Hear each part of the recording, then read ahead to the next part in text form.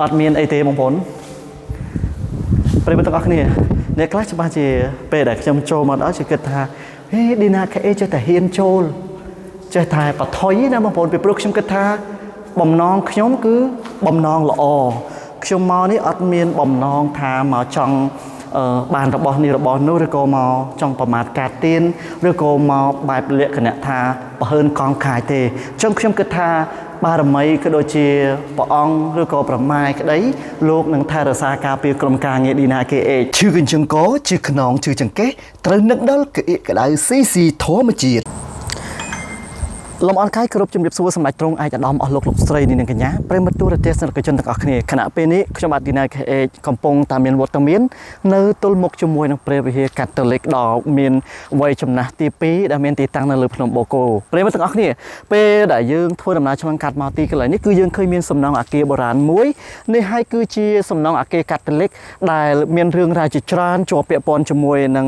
บารังได้กดบานมาเกาสางในที่นี่มันไปได้ชมตะดอลตีนุกชมนังเลียตระดังกาเปิดกระเจี๊ยบบังหายอมปีเรื่องราวก็จะประวัติไปเฮกัตเล็กนี่ทาหัดไอ้บ้านจีก่อสร้างเปรย์เฮกัตเล็กได้เมียนเอาไว้จำนะเชียงเกตีปีนั่นเลยกัมพูชาพนมโบโกนี่เปรย์มันต้องอักนี้ก็เอาจำหน่ายเปรย์ไปเลยยูแต่เทศนาเนตีนูเตียงออกนี้มาผลเนี่ยคลาเปรย์ได้กดบานมาดอลทีนี้คือกดบานตรึมแต่เธอดำน้ำฉลองกาเตบางผลปัญหาอัดดังอมปีเรื่องราวแต่ตรงจมวยนังเปรย์เฮกัตเล็กนึกเตเปรย์มันต้องอักนี้ว่าส่วนใหญ่ยืงลางตามกรรมจะได้นี่คือจีกรรมจะได้โบราณเมนเทนเตอร์ชนำในการก่อสร้างมันติดติดขยมหนึ่งเรียบรวบชายจุนมองโอนต่างออกนี่จีจมในดังปีปลูกขยมกระทับเพียติดหน้าแต่กดบานดังอมปีประวัติในที่นี่ให้ไทยนี้ว่าต้องเป็นกรมการเงินดีนาเกเอนังโจลแต่พระดับเจ็บเตียงตูเสนอเพียบคางขนงหายนังเรียบรวบอมปีประวัติเรื่องราวในการก่อสร้างเปรย์เฮกัตเล็กนี่สะอาดแมนเทนบางคนเคยเนี่ยบายืมมือปีจำงายเต๋อนะบางคนคือเปรียบโดยเชี่ยวสำนองอากีโบราณมวยได้เตะเตียนพิวที่สจอคลังแมนเทนประเด็นมันต้องเอาแค่นี้มนหนึ่งยืงแต่เราตีนู้ก็จะโจตรข้างขนมชมหนึ่งนอมอารมณ์บางคนต้องเอาแค่นี้เอาเทศนาจมวยหนึ่งตีกระไรมวยอาชีพสลายภัยโตพองประเด็นมันต้องเอาแค่นี้เจียบเส้นเนี่ยแต่การศาสนาคือการตลึกหนังนะบางคนบางเส้นเจ้าก้าท่าเจ้าบ้าระบอกยอมเมียนกุมหกชกงตรังปากกาน้ำมวยส้มเมตายกโยอาชีพสลาย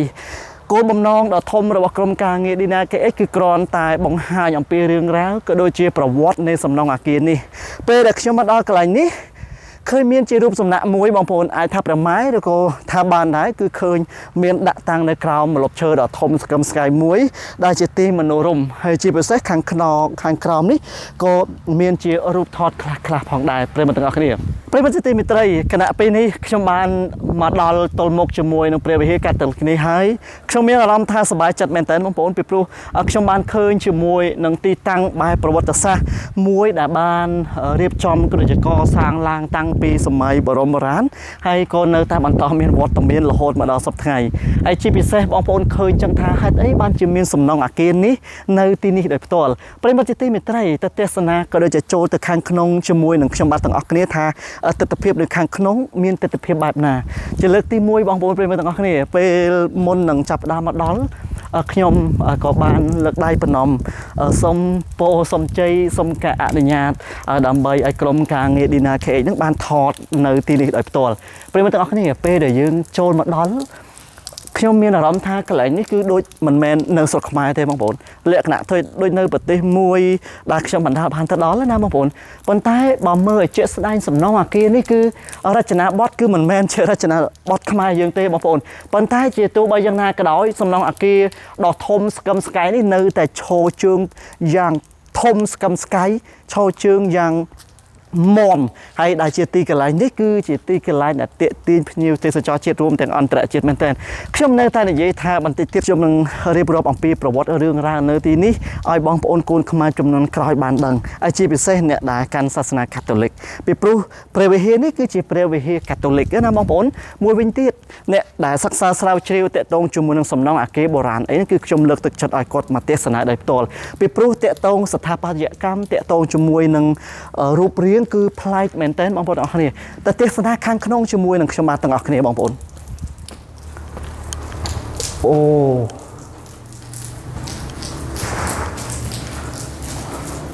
ព្រមទាំងអស់គ្នាអាចថាជាអារម្មណ៍ខ្ញុំក៏ថាបានដែរប៉ុន្តែពេលដែលចូលមកដល់គឺទទួលអារម្មណ៍ថារៀងព្រឺក្បាលខ្ញាក់ព្រមទាំងអស់គ្នាអូធំមែនតើបងប្អូនកន្លែងនេះដោយសារតែយើងចូលមកខ្ញុំគិតថាបើសិនជាពីមុនប្រហែលជាកន្លែងនេះអាចថាជាទីកន្លែងសម្រាប់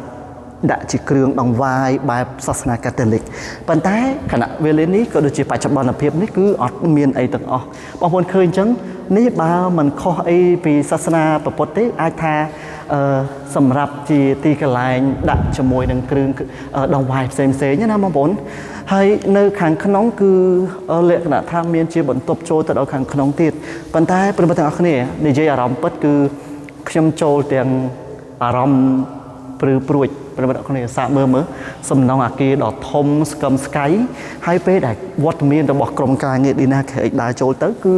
ប្រៀបដូចជាទីកន្លែងមួយដែលខ្ញុំមិនធ្លាប់បានឃើញពីមុនមកហើយតេតងជាមួយនឹងការកសាងតេតងជាមួយស្ថាបត្យកម្មរបស់គេនោះគឺជាប្រភេទម៉ូដក៏ដូចជារៀងមិនមែនជាខ្មែរយើងទេបងប្អូនហើយក៏ជាចំណេះដឹងមួយទៀតហើយដែលខ្ញុំបានមកដល់ទីកន្លែងបែបប្រវត្តិសាស្ត្របុរាណនេះមុននឹងរៀបរាប់អំពីរឿងរ៉ាវនៃការកសាងព្រះវិហារកាតូលិកនេះខ្ញុំសូមផ្តិតជាផ្ទាំងទស្សនីយភាពឲ្យអស់នៅខាងក្នុងក៏ដូចជាខាងក្រៅហើយខ្ញុំនឹងរៀបរាប់អំពីរឿងរ៉ាវនៃការកសាងព្រះវិហារកាតូលិកនេះឲ្យបងប្អូនកូនខ្មែរឲ្យបានដឹងបានស្គាល់ទៅទស្សនាដោយផ្ទាល់ជាមួយខ្ញុំបាទទាំងអស់គ្នាបងប្អូនអូប្រិមត្តទីមិត្តរីនៅពេលដែលដើរចូលនៅក្នុងបន្ទប់មួយគឺខ្ញុំចាប់អារម្មណ៍ឃើញមានជារូបថតដ៏ធំមួយខ្ញុំសូមលើកម្រាមដៃ10ខន្តីអភ័យទោសរាល់ការអធិប្បាយក៏ដូចជាបកស្រាយពីខ្ញុំបាទ DinaKH បើសិនជាមានកំហុសកុសឆ្គងក្នុងប្រការណាមួយរូបនេះបើមើលទៅគឺមានន័យថាជាមនុស្សស្រីម្នាក់ដែលគាត់បានបីជាមួយនឹងកូនក្មេងណាបងប្អូនអញ្ចឹងអ្នកដែលដឹងថារូបនេះគឺជានរណា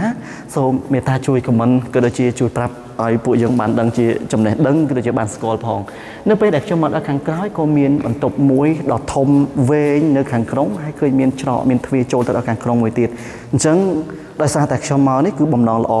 មកនេះគឺគ្រាន់តែចង់ផ្សព្វផ្សាយចង់អភិរក្សចង់ថែរក្សាចង់ការពារឲ្យពិភពលោកបានស្គាល់បានដឹងថានៅលើទឹកដីនេះភ្នំបូកគោនេះក៏មានព្រះវិហារកាតូលិកបុរាណមួយដែរបងប្អូនអញ្ចឹងបន្តដំណើរជាមួយនឹងខ្ញុំបាទទៀតបងប្អូន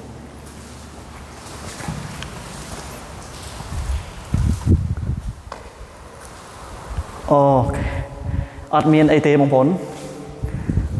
ប្រិយមិត្តទាំងអស់គ្នាអ្នកខ្លះច្បាស់ជាពេលដែលខ្ញុំចូលមកដល់ជាគិតថាហេ DinaKH ចេះតែហ៊ានចូលចេះតែបថុយណាបងប្អូនពីព្រោះខ្ញុំគិតថាបំណងខ្ញុំគឺបំណងល្អខ្ញុំមកនេះអត់មានបំណងថាមកចង់បានរបស់នេះរបស់នោះឬក៏មកចង់ប្រមាថកាត់ទៀនឬក៏មកបែបលក្ខណៈថាបើហើនកងខាយទេអញ្ចឹងខ្ញុំគិតថាបារមីក៏ដូចជាព្រះអង្គឬក៏ប្រម៉ែក្តីលោកនឹងថែរក្សាការពារក្រុមការងារ DinaKH នៅក្នុងបន្ទប់នេះទៀតសោតគឺបើមើលជាក់ស្ដែងទៅគឺមានបង្អួចចំនួន2បងប្អូនដែលជាកត្តាមួយធ្វើឲ្យយើងអាចបើកបង្អួចមកដោយសារតែនៅលើភ្នំបូកគោអញ្ចឹងខ្ញុំគិតថាអត់ចាំបាច់មានកង្ហារអត់ចាំបាច់មានប្រសិនតិចទេពីព្រោះនេះគឺជាកត្តាត្រជាក់ពីធម្មជាតិវាប្រៀបដូចជាចំហាយម៉ាស៊ីនត្រជាក់បែបធម្មជាតិត្រជាក់ណាស់បងប្អូនប្រិយមិត្តទាំងអស់គ្នាបន្តដំណើរចេញទៅក្រៅជាមួយនឹងខ្ញុំបាទទាំងអស់គ្នាខ្ញុំនឹងបង្ហាញជាផ្ទាំងទស្សនីយភាពអំពីអាគារក៏ដូចជាសំណង់ព្រះវិហារកាតូលិកដ៏ធំមួយដែលបានចោះជើងនៅលើកំពូលភ្នំបូកគោនេះបងប្អូននៅពេលដែលដើរមកតាមកន្លែងនេះបើតាមខ្ញុំស្មានមិនខុសទេគឺជាចង្ក្រានបាយបងប្អូនពីព្រោះពេលដែលចូលមកដល់គឺឃើញមានជាអាចថាជាទីកន្លែងសម្រាប់ដាំស្លហើយនេះហើយគឺជាទីកន្លែងចង្ក្រានបាយដ៏តូចមួយប៉ុន្តែនៅពេលដែលយើងមើលទៅខាងលើគឺអត់មានដបូលទេប្រិយមិត្តទាំងអស់គ្នាហើយទៅមុខជាមួយចង្ក្រានបាយនេះគឺជាបង្គន់អនាម័យសប្តាហ៍ថ្ងៃក៏នៅតែបន្តមានវត្តមានដែរបងប្អូនឃើញទេទោះបីជាចាស់ទ្រុឌទ្រោមកពិតមែនប៉ុន្តែនៅតែឃើញមានវត្តមានអញ្ចឹង ប្រិយមិត្តទាំងអស់គ្នាបន្តដំណើរឲ្យខ្ញុំសូមធ្វើការអត្ថាធិប្បាយបន្ថែមក៏ដូចជាត្រួសទៀតតកតងជាមួយនឹងប្រវត្តិទីកន្លែងបុរាណមួយដែលមានឈ្មោះថាជាទីកន្លែងព្រះវិហារកាតូលិកនេះឲ្យបងប្អូនកូនខ្មែរចំនួនក្រោយឲ្យបានស្គាល់បានដឹងគឺជាពិសេសអ្នកដែលសិក្សាស្រាវជ្រាវតកតងជាមួយនឹងសំណង់អគារបុរាណនឹងដោយផ្ទាល់ព្រះវិហារចាស់នៅលើភ្នំបូកគោគឺជាសម្គាល់ដែនដីជាប្រវត្តិសាស្ត្រដ៏គួរឲ្យទាក់ទាញដែលបានឈររឹងមាំឆ្លងកាត់ការសាកល្បងនៃពេលវេលាស្ថិតនៅក្នុងប្រទេសកម្ពុជាព្រះវិហារនេះត្រូវបានកសាងឡើងក្នុងសម័យអាណានិគមបារាំងហើយចាប់តាំងពីពេលនោះមកវាបានក្លាយជាទីតាំងវប្បធម៌ប្រវត្តិសាស្ត្រដ៏សំខាន់មួយព្រះវិហារនៅលើភ្នំបូកគោត្រូវបានកសាងឡើងនៅដើមសតវត្សឆ្នាំ1920ក្នុងសម័យអាណានិគមបារាំងគឺជាផ្នែកមួយនៃគម្រោងអភិវឌ្ឍដ៏ធំនៅលើភ្នំដែលត្រូវបានបង្កើតឡើងសម្រាប់បម្រើជាមធ្យោបាយសម្រាប់កំសាន្តសម្រាប់អ្នកមាននិងវណ្ណៈខ្ពង់ខ្ពស់ព្រះវិហារនេះត្រូវបានរចនាឡើងដោយស្ថាបត្យករជនជាតិបារាំងនិងសាងសង់ឡើងដោយប្រើប្រាស់វត្ថុធាតុដើមក្នុងស្រុករួមមានថ្មនិងឈើវាគឺជានិមិត្តរូបមួយរបស់ជនជាតិបារាំងនៅក្នុងតំបន់និងបម្រើជាកន្លែងសម្រាប់ធ្វើសក្ការៈបូជាសម្រាប់សហគមន៍កាតូលិកបារាំងក្នុងសម័យរបបខ្មែរក្រហមភ្នំនេះត្រូវបានគេបោះបង់ចោលឲ្យនៅឯកាព្រះវិហារត្រូវបានគេប្រើប្រាស់ជាកន្លែងស្តុកទុកអាវុធនិងគ្រាប់រំសេវហើយវត្ថុបុរាណនិងការតុបតែងជាច្រើនត្រូវបានបំផ្លិចបំផ្លាញក្នុងរយៈពេលប៉ុន្មានឆ្នាំចុងក្រោយនេះព្រះវិហារត្រូវបានជួសជុលឡើងវិញនិងអភិវឌ្ឍជាកន្លែងទាក់ទាញភ្ញៀវទេសចរសប្តាហ៍ថ្ងៃនេះវាគឺជាកន្លែងដ៏ពេញនិយមសម្រាប់ភ្ញៀវទេសចរមកស្វែងយល់អំពីប្រវត្តិសាស្ត្រនិងវប្បធម៌នៃតំបន់នេះព្រះវិហារចាស់នៅលើភ្នំបូកគោគឺជាគំរូដ៏ស្រស់ស្អាតនៃស្ថាបត្យកម្មអាណានិគមបារាំងវាមានលក្ខណៈពិសេសដោយការបញ្ចូលគ្នានៃរចនាបថ Gothic និង Romances ជាមួយនឹងប៉មជួងដ៏ខ្ពស់និងការឆ្លាក់ថ្មយ៉ាងល្អិតល្អន់ផ្នែកខាងក្នុងនៃព្រះវិហារគឺមានភាពស្រស់ស្អាតមិនចាញ់គ្នាជាមួយនឹងបង្អួចកញ្ចក់ពណ៌សសរថ្មម៉ាបនិងការតុបតែងដ៏ប្រណិតអាសនៈមានភាពលេចធ្លោជាពិសេសជាមួយនឹងរូបចម្លាក់ព្រះឆ្កាងដ៏ធំនិងការឆ្លាក់យ៉ាងផ្ចិតផ្ចង់ទោះបីជាមានអាយុកាលច្រើនក៏ដោយក៏ព្រះវិហារត្រូវបានរក្សាយ៉ាងល្អនិងជាសក្ខីភាពបញ្ជាក់អំពីជំនាញនិងសិល្បៈនៃស្ថាបត្យករជនជាតិបារាំងដែលបានរចនាវាឡើងបន្ថែមទៅលើស្ថាបត្យកម្មដ៏អស្ចារ្យព្រះវិហារចាស់នៅលើភ្នំបូកគោផ្ដល់នូវកន្លែងទាក់ទាញជាច្រើនសម្រាប់ភ្ញៀវទេសចរឲ្យមកកម្សាន្តកន្លែងដែលពេញនិយមបំផុតមួយគឺទិដ្ឋភាពពីលើប៉មជួងដែលផ្ដល់នៅភាពបែបផ្នែកបក្សីនៃជួរភ្នំនិងតំបន់ជនបទជុំវិញភ្ញៀវទេសចរក៏អាចចូលរួមក្នុងដំណើរកម្សាន្តដែលមានមគ្គុទ្ទេសក៍នៅក្នុងព្រះវិហារដែលរួមមានព័ត៌មានអំពីប្រវត្តិសាស្ត្រនិងស្ថាបត្យកម្មរបស់វាដំណើរកម្សាន្តនេះគឺជាវិធីដ៏ល្អមួយដើម្បីស្វែងយល់អំពីសារៈសំខាន់នៃវប្បធម៌និងសាសនានៃព្រះវិហារនិងដើម្បីកោតសរសើរចំពោះភាពស្រស់ស្អាតនិងសិល្បៈនៃការសាងសង់កន្លែងទាក់ទាញមួយទៀតនៅព្រះវិហារចាស់គឺទឹកធ្លាក់ដែលស្ថិតនៅក្បែរមានចម្ងាយត្រឹមតែការដើររយៈពេលខ្លីពីព្រះវិហារតែប៉ុណ្ណោះ